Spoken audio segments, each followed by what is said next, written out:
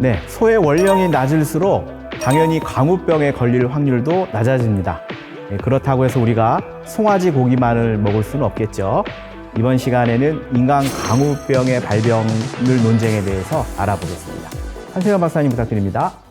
네, 광우병과 관련해서 가장 중요한 의문점이 있습니다. 바로 인간 광우병이 발병할 확률이 어느 정도인가. 그러니까. 이게 제일 궁금하지. 결국 사람이 소고기를 먹어서 얼마나 걸릴 확률이 있느냐. 이게 가장 중요한 문제가 될 건데 맞아. 이를 알아보기 위해서는 사람이 소의 어떤 부위를 먹느냐부터 먼저 따져봐야 됩니다.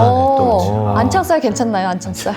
네, 소가 이제 광우병에 걸렸다고 해도 이제 변형 프라이온이 토마토. 많은 부위를 먹으면 위험하고 적은 부위를 먹으면 상대적으로 덜 위험하기 때문이겠죠. 그래서 안창살은 위험한지 안 한지 이따가 같이 한번 얘기 나눠보도록 하겠습니다. 와, 준비됐어요. 진짜 준비됐어요. 저도 그 준비됐어요. 걸리기 쉬운 부위가 따로 있다는 거잖아요. 또 왜 이렇게 신났어?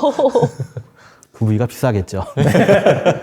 네, 이 소에서 가장 위험한 부위, 다시 말해서 우리가 사람이 먹었을 때 가장 광우병에 잘 걸릴 수 있는 부위는 바로 뇌와 척수입니다. 척수? 광우병을 유발하는 이 변형 프라이온이 앞서 말씀드린 것처럼 장에서 흡수돼서 이 허리뼈, 척수를 타고 신경을 타고 올라가기 때문이죠. 그 다음에 마지막 최종 종착지가 바로 뇌가 됩니다.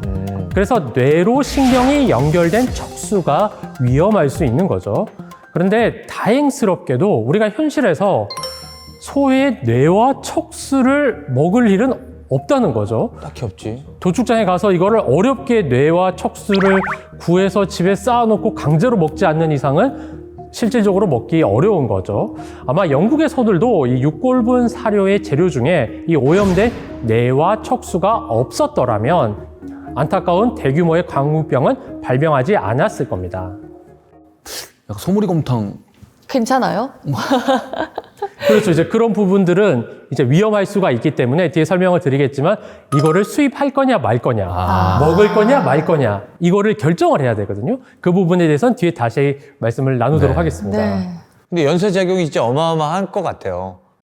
그렇습니다. 실제로 이 광우병이 이제 영국을 휩쓸었을 때 영국 정부도 이와 같은 위험성을 잘 알고 있었습니다. 그래서 소의 뇌를 도축하는 과정에서는 제거해야 한다. 이런 규정을 만들어 놨었거든요. 그러니 소를 도축하고는 뇌를 반드시 따로 두고 따로 처리를 해야 된다. 이렇게 만들어 놨는데 근데 문제는 늘 그렇지만 규정이 현장에서 제대로 지켜지지 않았다는 점입니다. 규정은 규정대로고 현장에선 제대로 지켜지지 않았던 건데요. 그 당시에 있던 이 도축장에 있던 인부들은 무슨 생각을 했냐면 왜 이렇게 귀찮게 어려운 규정들을 자꾸 만들어놨지? 이렇게 힘들어했거든요. 그러다 보니 소의 두개골을 열어서 뇌를 꺼낼 때 뇌 조직들이 부드럽다 보니까 여기저기 튀고 그렇지. 얼굴에 묻고 여기저기 돌아다니고 근데 그렇게 묻은 소들이 그대로 도축이 된 거죠. 그 과정에서 뇌가 같이 묻어서 들어갔고 식용으로 유통이 됐던 거죠. 만약 이 모든 과정이 잘 지켜졌더라면 광우병은 일찍 끝났을 겁니다. 당연히 인간 광우병으로 인한 희생자도 대폭 줄었을 거고요. 생각해보니까 그 식인을 했던 포레족 쿠루병 걸린 이유가 막 뇌도 먹었다고 그렇죠. 했던 것 같아요. 맞나요? 정확한 말씀이십니다.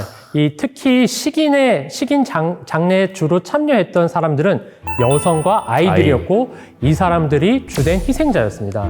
이 문화인류학자들이 그곳에서 연구를 해봤더니 이 아이들은 뇌를 꺼내서 죽은 자의 뇌를 꺼내서 몸에 바르고 입 주위에 덕지덕지 붙어도 다니고 이렇게 많이 먹었었던 거거든요.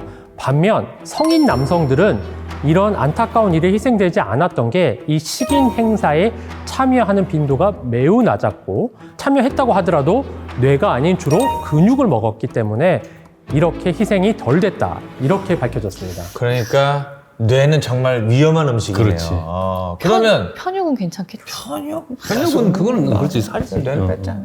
그러니까 이수 씨 말대로 안창살이니 뭐니까 중요한 부위들 있잖아요. 꽃등심이니 뭐 살치니 많잖아요. 얘기 좀 해주세요. 궁금합니다. 그게 제일 중요한 거죠. 맞아요. 그렇죠. 우리가 먹는 부위 중에 어떤 게 위험하고 어떤 게 위험하지 않느냐를 아는 게 중요한데요.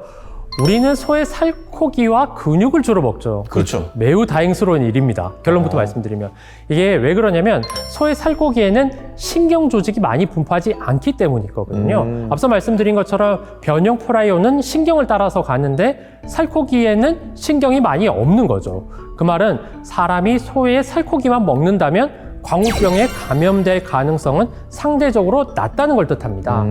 그래도 아주 조금의 가능성도 이제 있을 수가 있는 거죠. 그러니까요. 네. 이것에 대해서도 우려를 하고 우리가 준비를 해야 되는데 자칫 잘못하면 이게 광우병이 대규모로 유행할 수 있는 위험성이 될 수 있거든요. 그렇죠. 산발적으로 발생하는 경우에라면 억지로 광우병에 걸린 소를 찾아서 집에 쌓아놓고 먹지 않는 이상 이런 경우를 제외하고는 불가능하다. 그렇게 말씀드릴 수가 있습니다. 근데 둘이가 한때 그 뭐 언론을 통해서 광우병 파동이 났을 때 그때 제가 뭐 어떤 기사나 이런 거 봤을 때는 소량만 먹어도 되게 위험할 수가 있다라는 기사를 본 것도 무서거든요. 맞아요. 맞습니다. 이제 이거 우리나라에서 광우병 파동 당시에도 언론 등을 통해서 널리 알려졌죠. 그리고 주된 논쟁의 대상이 됐던 부분인데 네.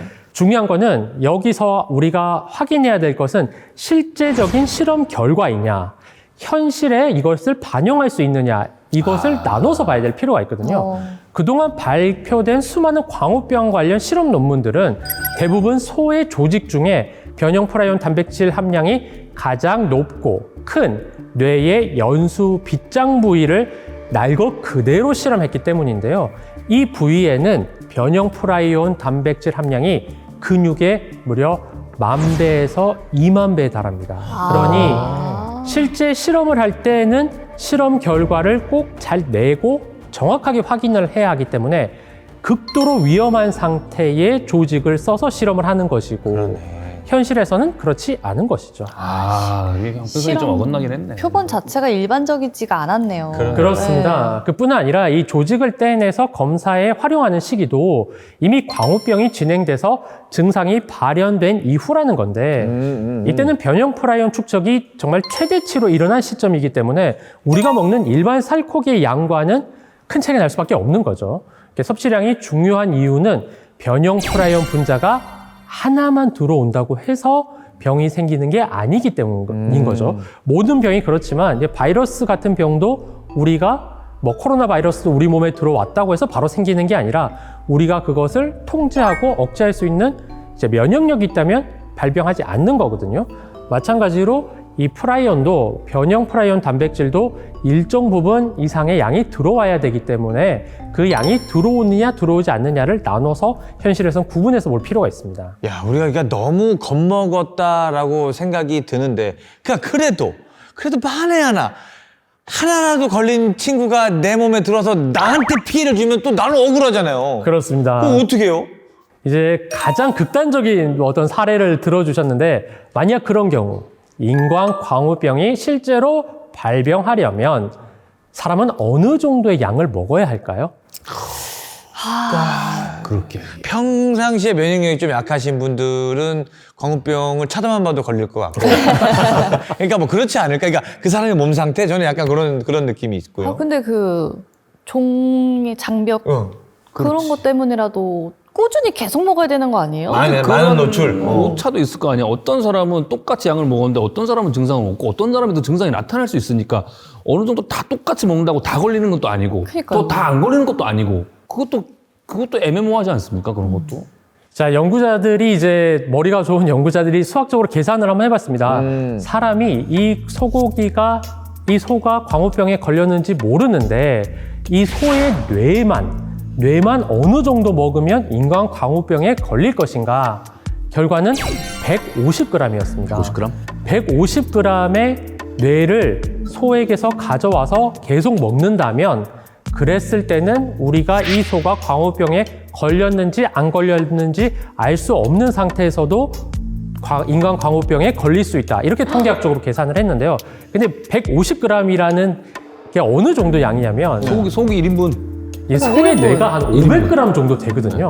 소의 뇌가 500g인데 150g이라면 이건 정말 억지로 내가 소의 뇌를 구해서 그렇지. 먹지 않는 이상은 걸리기 매우 어렵다. 이런 뜻으로 됩니다. 구미호 이런 사람들은 걸리는 거 아니에요? 아니 그럼 어디 가서 이모 소 뇌 1인분 주세요 이러진 않잖아요. 그러는구나. 내 꼭 주세요 그러진 않으니까. 그러니까.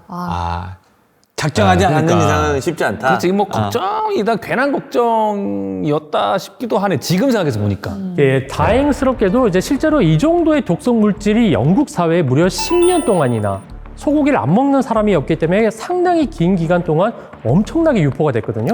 그럼에도 불구하고 사망자는 수백 명에 그쳤습니다.